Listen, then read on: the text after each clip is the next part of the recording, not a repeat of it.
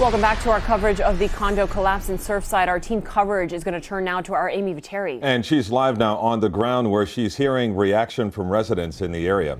Amy.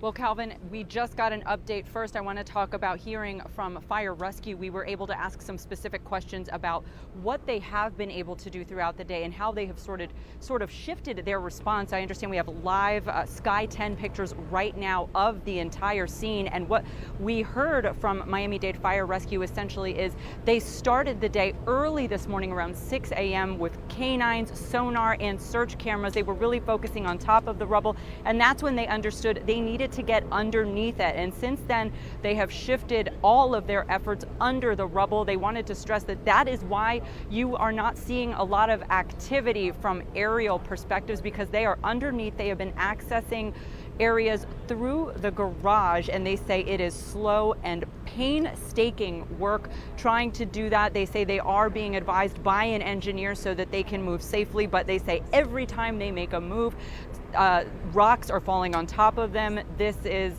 not safe. There are still concerns about the structure itself, and we spoke earlier this afternoon with the state's fire marshal. Now, the urban search and rescue teams fall under his department, and he walked us through the very specific challenges that crews encounter when they are attempting to go into collapsed structures just like this one.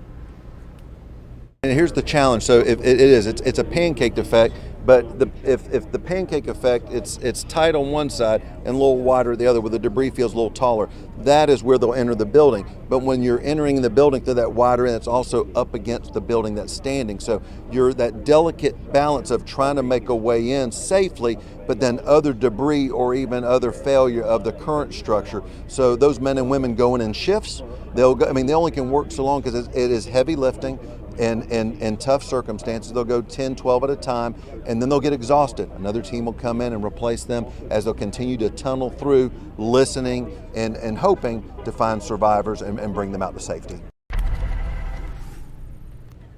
And speaking of listening, we were able to ask officials from Miami-Dade Fire Rescue also here at this latest media briefing if they have discovered anyone in this debris, if they have found or heard anyone. And what we were told is at this point, the only sounds they have been able to hear have been not of human voices, but of banging, and not clear what's causing that banging. If it's not necessarily from a person, that's all they know. And those were the only sounds, the only discoveries at this point, they tell us, they have been able to make, and they are still under that debris, under that rubble, working. Again, at this time, only banging sounds. What that means, they still don't know. Back to you. Amy, that is heart-wrenching. 60 to 75 firefighters at the time going in there trying to find air pockets to try to find any signs of life. Thank you so much, Amy.